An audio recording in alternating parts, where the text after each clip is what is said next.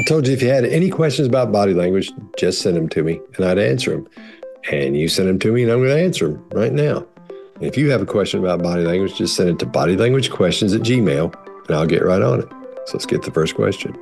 Does someone who believes their own lie still display behaviors of lying? Well, if you believe it, then of course you're not going to, but I see what you're saying. When someone answers the same question over and over and over, and there's no penalty to that, did this person steal something from your car that you know? Does this person take your money, take your $10 or your hat or something or your shirt? After a while, since you've asked them a couple of times, there's no stress behind that. So they'll just be able to squirt it out real quick and it'll look normal, like it's true. So you got to kind of, once you ask that question, you have to put a little pressure behind it. You can't just say, "Did you take that?" If it's something important to you, you have to put something that there's a consequence if they did take it. So when they lie, there's a little stress back there. Then you'll be able to see little cues and things. But if there's no stress, then there's not much to go by when they answer. So as lame as that sounds, it really depends. So if somebody else asks them, their father or something, it may be a little bit different because he's asking for the first time. Or their mother, she's asking them for the first time. Or some, power figure in their life is asking them, then that's different if you've asked them a few times and they ask them. So it depends on who's asking them and what stress is behind that question. What are the consequences to cause stress? So sometimes it'll look like they're telling the truth. If they've said it and they've said, "No, it wasn't me enough," depending on what the situation is. So I know it's not definitive because you can't have a definitive answer with that. Some people will look like that, some people won't. But most often, that's what I just told you. What's the best way to learn about body language and behavior? Well, there's a fellow named Charlie Munger, and he said, if you're after wisdom, then you're going to spend a lot of time sitting on your ass reading. And that's the key. That's the way to learn about body language. You can listen to people talk about it. That's a great way. Personally, I like reading about it. And the reading being studies or books. You can read, like I've talked on here before, Joe Navarro's books, Paul Ekman, Greg Hartley, anybody that is a known expert or analyst that is valid, not somebody who you're not sure about, not somebody who's giving you those hack answers like the 738-55 rule and all that. You have to make sure they have valid information to give you. If you find somebody that can do that, then learn from them. Don't learn from somebody that can't back up their research and tell you exactly where they got that information. You can't trust them. You could trust them for stuff, but you can't trust that information. And you have to be able to give them information that if you give it to someone and they use it the wrong way, say, for example, someone in law enforcement might get them killed, you've got to make sure that information is spot on. And before you go talk to those people, you have to check that day and make sure everything's good, because studies come out every day and you have to look and make sure everything's up to date. So to learn about it, the best way is to read, I think. In my opinion, you can take a course and all that. That's wonderful. We have that body language tactics you can take. That'll help you a lot. Doesn't take that long. It's really easy. We'll tell you also, we add things in there about what to read. I know if you're not a big reader, but most books today, you can listen to them and learn a lot from that, but make sure you get the right books. That's the key there. That's really important. Do you think some people are naturally good or bad at reading body language, and can these people be trained in the skill? Like I was just saying, we have that. I'm not on here to sell courses, but we have body language tactics or the True Crime Workshop. You can check those out and see if you like those. But learning body language, it's all academic. Anybody can learn it. You can learn it. It's really easy. It takes a while because you have to get used to what you're doing. Like anything else, it's a skill. It's an art. So once you practice for a while, then you'll get the hang of it. And you start with people people you hang out with all the time, people you see at work, people you see at school, people you see where you hang out. people at restaurants. And once you read about these things and you start seeing these things in those places, then you'll say, oh, I know what that is. That's this. Or go start looking for things. Like I would suggest the first thing to look for are illustrators. Like what I'm doing with this hand. Hey, when somebody talks and they illustrate their points, it's your brain emphasizing specific words and phrases. Look for that first. And look for that for, a week. Check that out. And once you start seeing those, they'll start popping out every time somebody does it. You will have a problem seeing them. So they'll go in by rote, and you'll know exactly what you're seeing. And you'll know if those illustrators don't fall on the words they're saying, or they last too long, something's up. Got inner dialogue going on up there, or they may not be being totally honest with you, depending on what the situation is. And you'll understand what the situations are by reading about those situations. That's why it's so important. And I know it's a nerdy thing to say, but if you're going to do it, man, lean into it. Get up in it. It's a blast. And if it's like a hobby of yours, there's nothing wrong with it being a hobby at all. A lot of people, it's just a hobby. It's a great one. And some people like, making quilts, or they're like, scrapbooking or shooting or collecting cars. If you've got a lot of money, that kind of thing. And a lot of people like things that are the intellectual type of things, or for analytical people, like behavior. It's not crazy. It's not weird. And there's not too much to learn. There's never a point where you go, okay, well, I've learned it all. You can keep learning just for years. And it's a wonderful hobby, if you want to look at it that way. Nothing wrong with it at all. A lot of people do it, Okay, next question. Does eye blocking always mean lying? No. Just because somebody's eye blocking doesn't mean they're lying at all. It can be, most of the time when we eye block, and eye blocking is this, it could be anything from closing your eyes, or doing that when somebody says something, or when you say something, you might close your eyes too long, or you might do this number. I don't know. That's eye blocking. Anything that blocks your vision, that blocks your eyes. That's your eyelids, your hands, whatever that you use to do that with. Quite often when someone in a public situation, be it school, be it at work, wherever it is, somebody tells a joke that's a touch graphic, some people will be like, ugh, they'll close their eyes. They'll block their eyes because they don't want to hear it. I told this story before. Doc Watson, famous guitar player. He was my dad's best friend, and he was blind. And what we used to do, and he and his wife, Rosalie, would be over at our house, and my parents and our family would be eating. Then, fairly soon, my mom and Rosalie would go in another room, and my sister would leave, and it'd just be my brother and my dad and Doc talking. And right when, this sounds horrible, but it wasn't, because it was hilarious, and it just floored him when he realized what was happening. So don't go, oh, that's horrible. It's not. It was funny. So when they'd get up, there's a lot going on, and he didn't realize they'd left. My brother or I would start telling the worst possible joke to its graphic maximum you can possibly imagine. And he would think sometimes, like the wives would be there, or my sister, and he, even being blind, would block his eyes like that until, one of us started laughing, or until he started laughing when it dawned on him what was happening. So even blind people do that. And he thinks he remembers seeing the moon when he was a little kid. So other than that, he's been blind his whole life. I think it was like conjunctivitis or something that got him. I think that's what it is in your eyes it's conjunctivitis. And he thinks that's what made him go blind, some bad eye drops when he was a little baby. So he doesn't remember ever seeing, except he thinks maybe he saw the moon through some trees once when he was a little kid, not even a toddler yet, just literally a little baby. So he blocked his eyes, and he wasn't lying about anything. He was just getting information that made him uncomfortable. And people do that.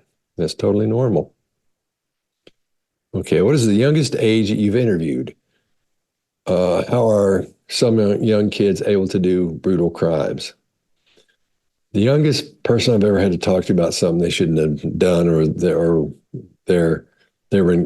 there was a question about whether they had done this or not. I'm not going to get all graphic on here, but since I'm saying that, you can imagine what it was.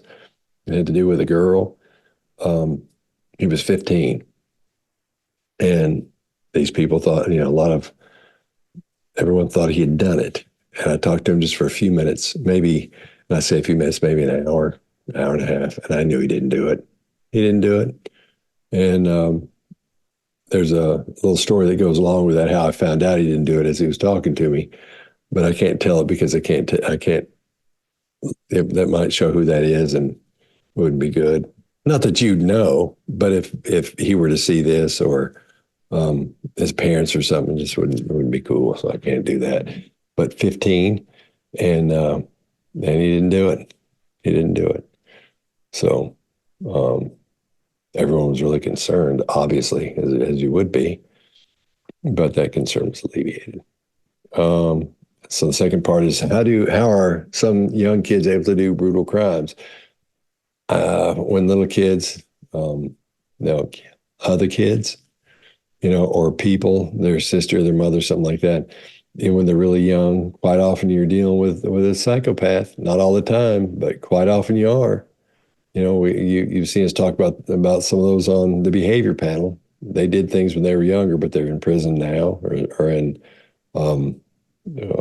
juvenile detention and all that. And we talk about those interviews they've done with them. And that's usually what we're dealing with, most of the time, is a psychopath. And it's easy to say, oh, it's a psychopath because he did that. Sometimes they're not. And people say, I can spot a psychopath. You can't spot a psychopath. I don't care who you are. I don't care what somebody's told you. You can't. Can't spot them. Can't spot them. Sometimes it takes 6 months or a year to diagnose one properly. So keep that in mind. There's a lot that goes into that. You've got the, Robert Hare's psychopath test that you can run through and get a pretty good idea what you're dealing with as far as and the empathy the person may have. That's not definitive as far as being a psychopath goes. A lot of people think it is. It isn't. It takes a while. You can do it with fMRI. Take a look at the brain. You can do it with that. And quite often those people who do show up as a psychopath on fMRI studies, they don't do anything that's bad or wrong. They're normal people. They don't do anything bad at all.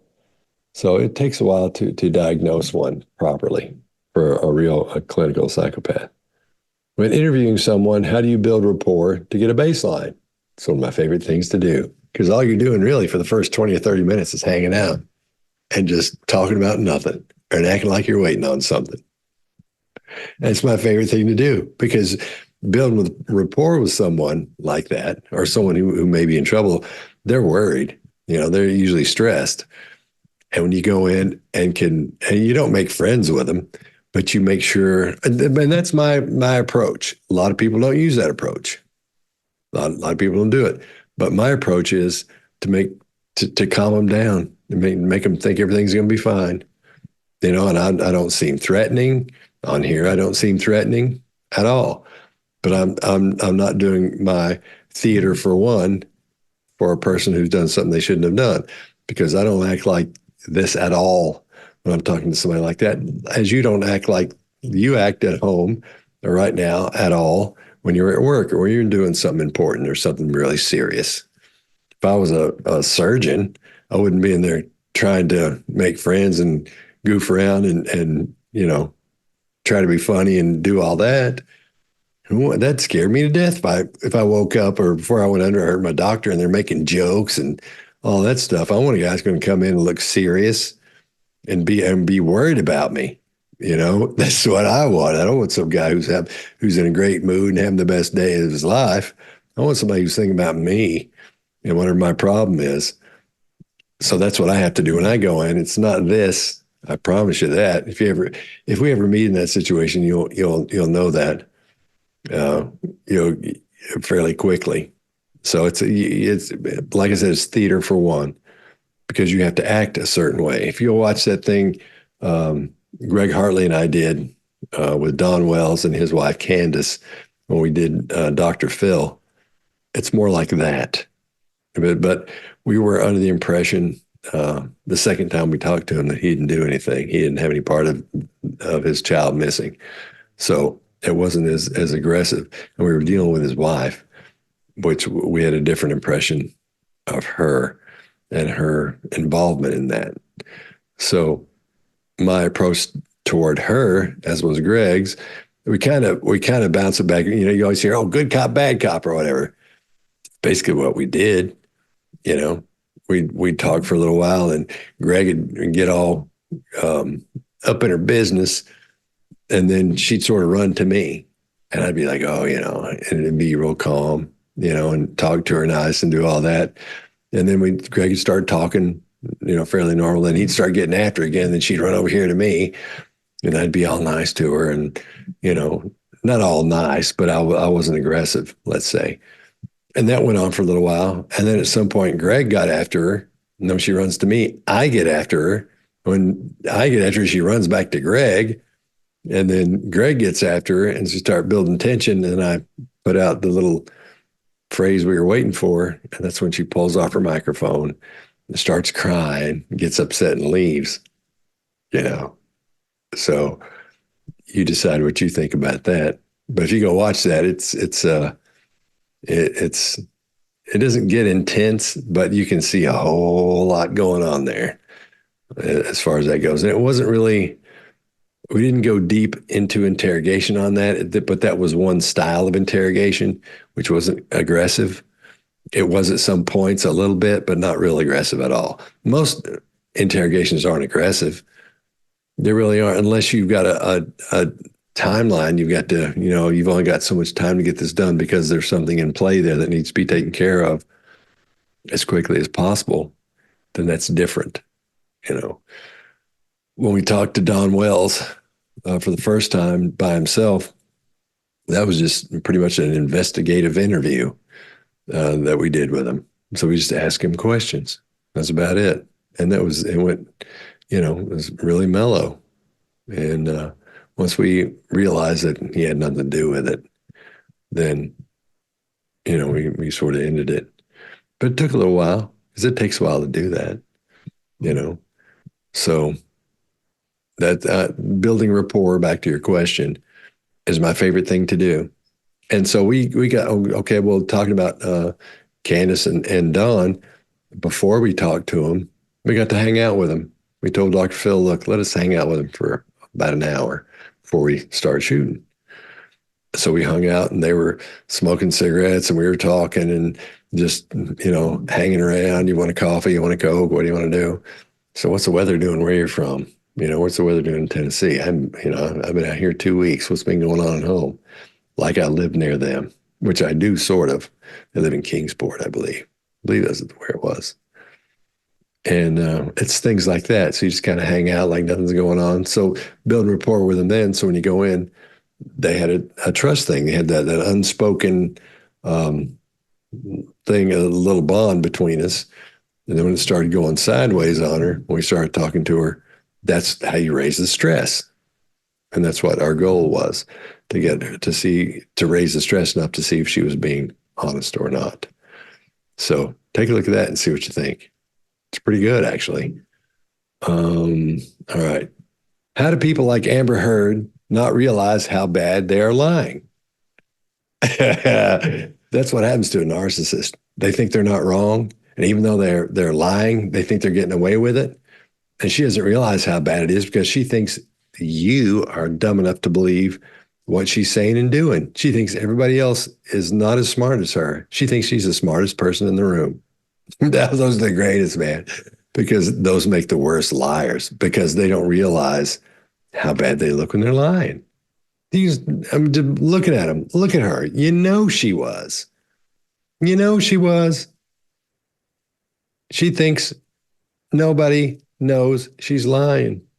It's hilarious. And she's not the only one that does that. I mean, there are a whole lot of people that do that. But oof, I know why you asked that question because it's hilarious is what it is. And it's cringy, really. When you watch it, you just go, oof, I can't believe she's doing that. But there's a lot of them that do that. Okay. What's your favorite thing to order from Hattie B's? I eat a lot of hot chicken. Hattie B's is my favorite place. I used to like Prince's Chicken, hot chicken in Nashville, but the old place burnt down. And then when they put it in the new place, it's not the same. It's not the same. And I know there's a big argument. People say, oh, you know what you're talking about, all that. Yeah, I do. Yeah, I do. I'll put Hattie B's up against Prince's any day of the week. I will. I will. But that's the old school Nashville people that'll tell you because they've been having Prince's forever. I totally get it. They're just loyal to Prince's, which is cool. You know, it's not bad, but it's not Hattie B's.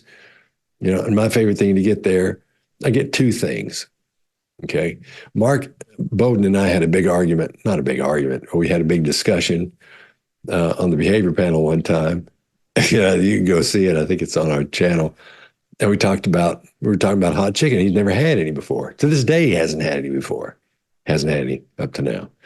And he kept asking me what made it so good and why did I like it and all that kind of stuff. And I told him, and then he said, why don't you just freeze it and take it home? And I said, Mark, you can't do that. No. He said, do they freeze it? Do they have it in can you buy it in the store? I said, no, and they won't. You can't freeze that stuff. It has to be Hattie B's. It can't be. Oh, I'm not saying that you have to eat it.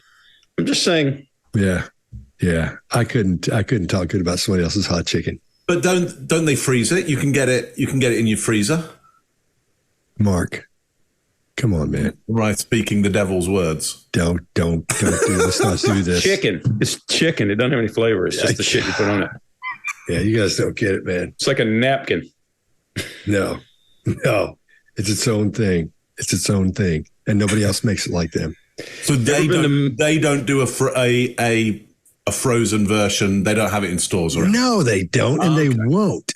No, no. Those have you ever words, been, Mark. You ever been to the hamburger joint in Nashville? Well, having said that, and he doesn't know this, and maybe he'll watch this. I don't know, but I do freeze it. I do. I get a whole bunch of it and put it in the freezer. So if it's in the middle of the night or something, we get home late and it's closed, or I'm getting home from somewhere, I just pop it in the freezer, out of the freezer, and put it in the oven. The chicken tenders I always get hot. You know, they have like the mild and the medium, and they have hot. That's the one to get. Don't get the extra hot or the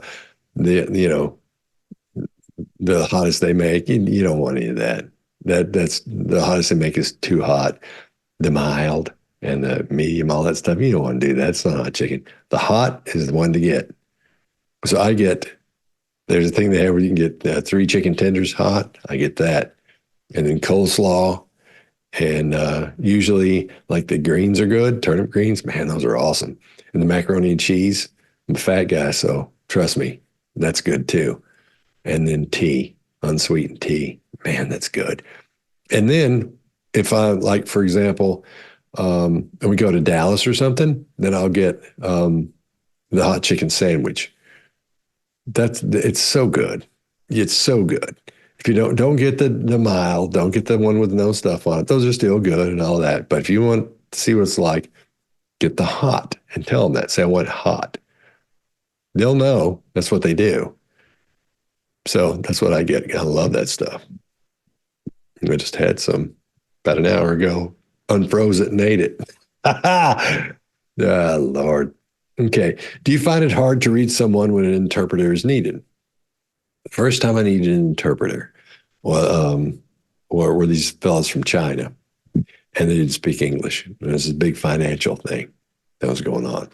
And I was the one that was chosen to go talk to them. They said, you need to go talk to them.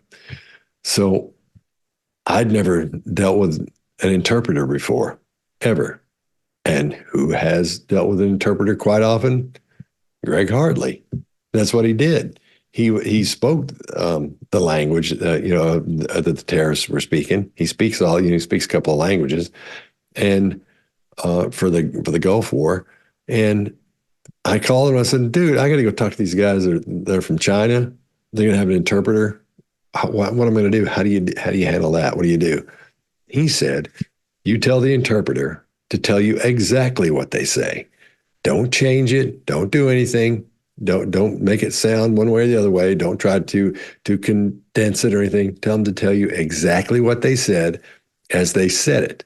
And you watch them the whole time when they're talking and when you're listening to the interpreter as well. And it worked like a charm. It worked great. And I was really surprised because I'd never done that before. It was my first time. And I have since then. But I was really shocked at how well that worked.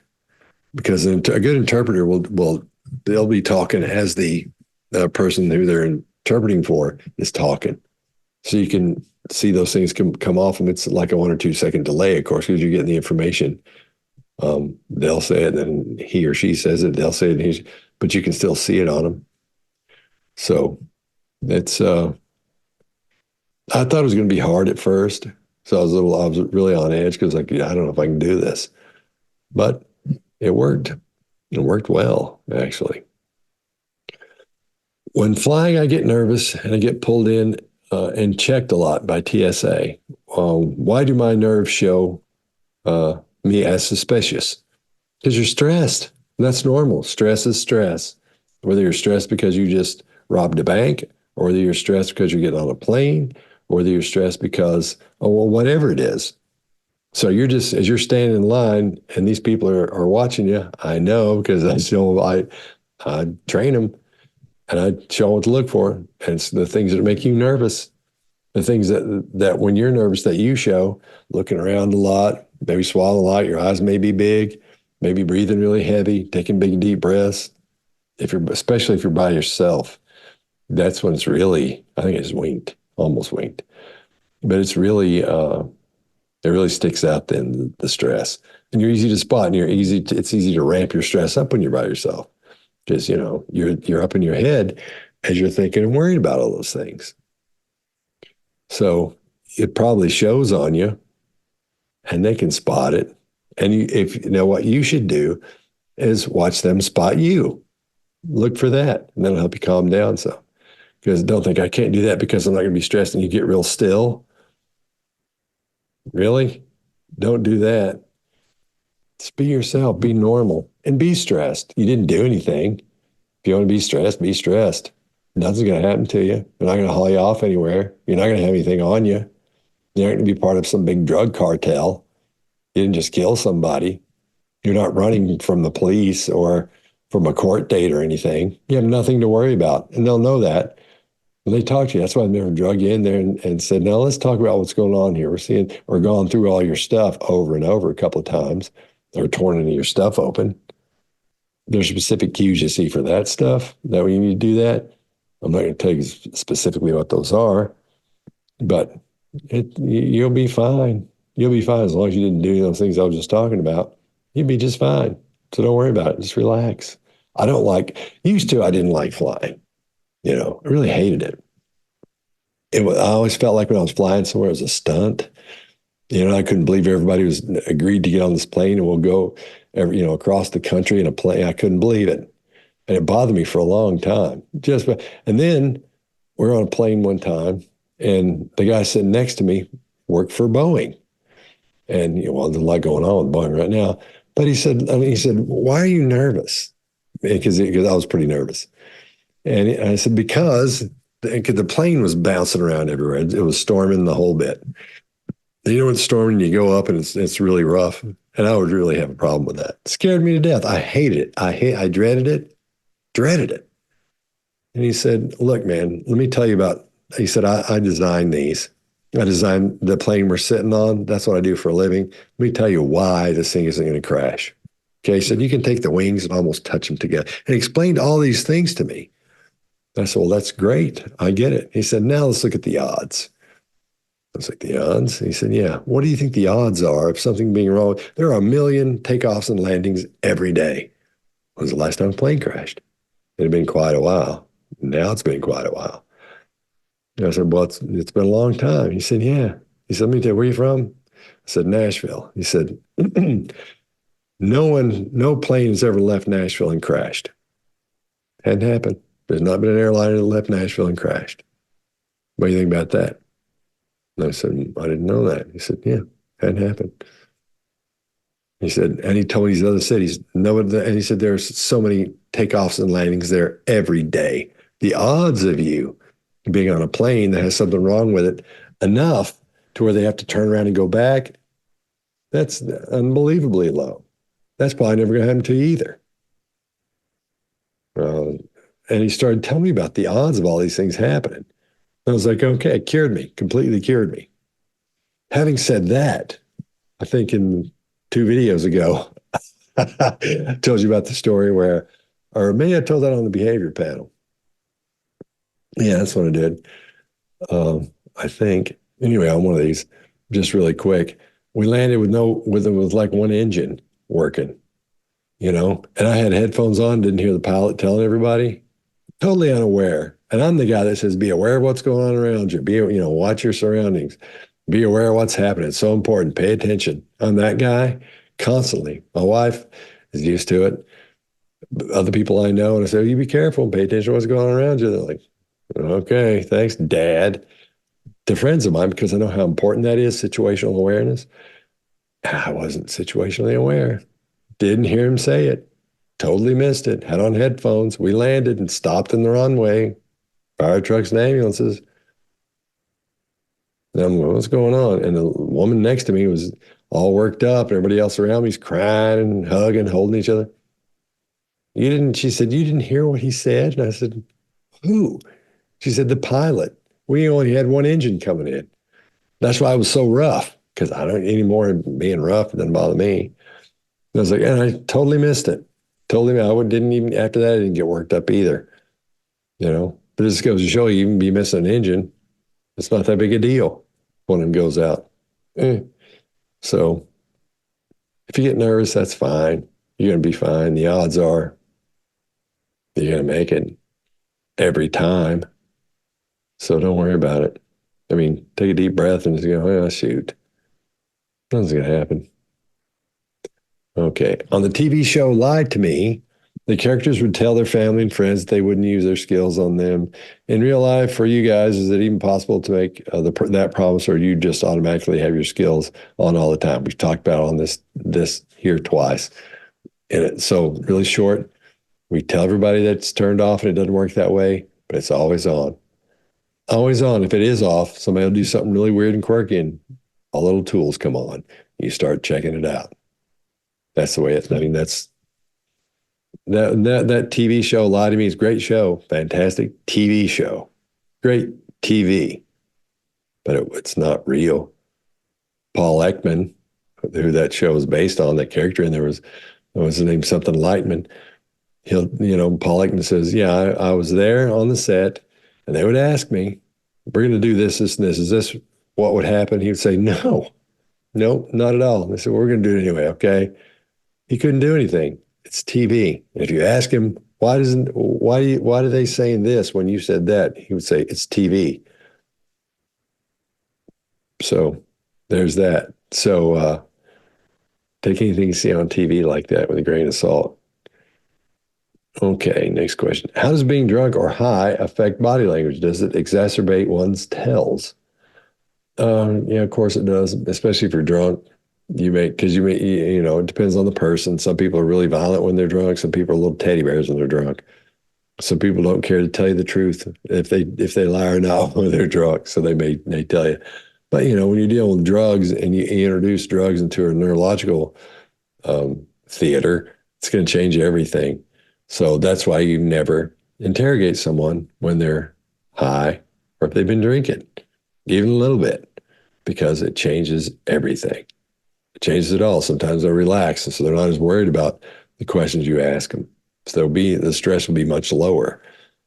All kinds of things like that. So you don't want to. You can't do it. It's against the law. They couldn't use it in court if you did. So, and yeah, it does exacerbate things in one way, and it calms things down in another way. Is there one particular behavior that you see that when you see it, when meeting someone new, makes you go, uh-oh? Yeah, somebody's too nice.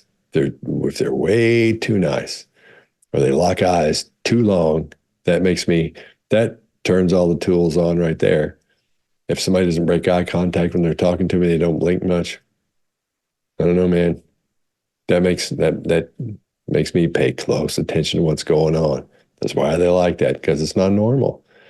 I understand when someone's nervous and they have social anxiety and they want to be nice. That's one thing, but you can see that.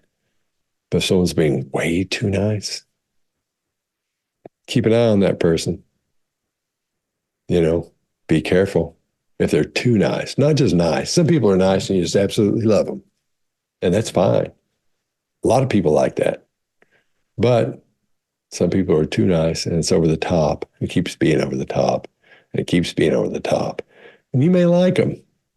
You may say, this is a great person. But when you walk away, you go, why do I feel weird about that person?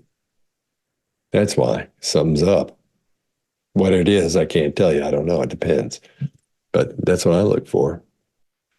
Okay. Hi, Scott. I'd like to know how to phrase one question that I get to ask my current candidate at a town hall. He is reported being shot in Iraq, but actually was shot in a national park. But he did not report it because he didn't want to alert the military, causing a problem, quote unquote. My words, not his. It was reported that he said his gun discharged after he dropped it on the ground. It's completely possible. And it shot him in the right forearm. That's all we got. I was wondering what question would give me the most behavior information. I would ask this. If you have one question, not to guess it's one, like you said, a little town hall situation, you get to walk up and ask your question. I would say this.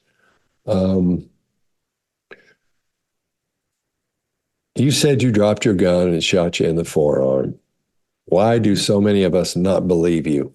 Or why do so many of us find that unbelievable? That's what I would say. Not don't believe you. I'd say, so why do so many of us find that unbelievable?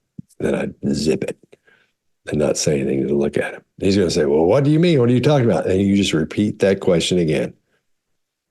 You said you got shot in the forearm when you dropped your gun went off, shot you in the forearm. Why are there so many of us that find that unbelievable? And he may ask something else, and you just ask that question again, and then wait. And he's probably going to start talking and doing a lot of stuff. Don't add anything to it. Don't say, well, this or that other thing, because you'll bring it to a close. You want to leave it open. Psychologically, you want to leave that answer open. So it sort of puts him on the spot, when you turn around and walk off.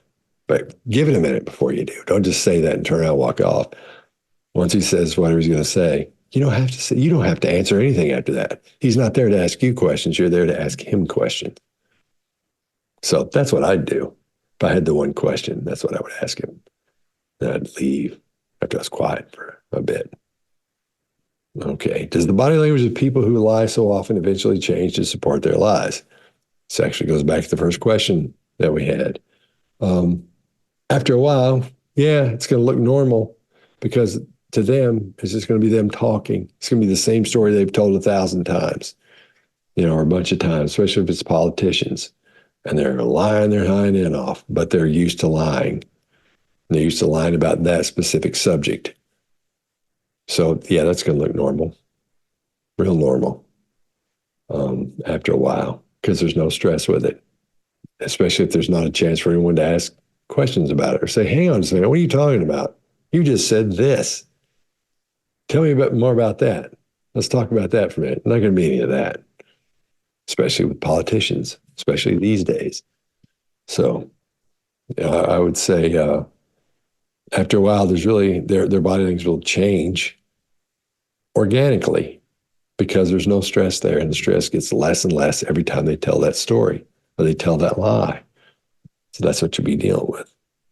If you have any questions about body language whatsoever, email me, bodylanguagequestions@gmail.com, and I'll answer them for you.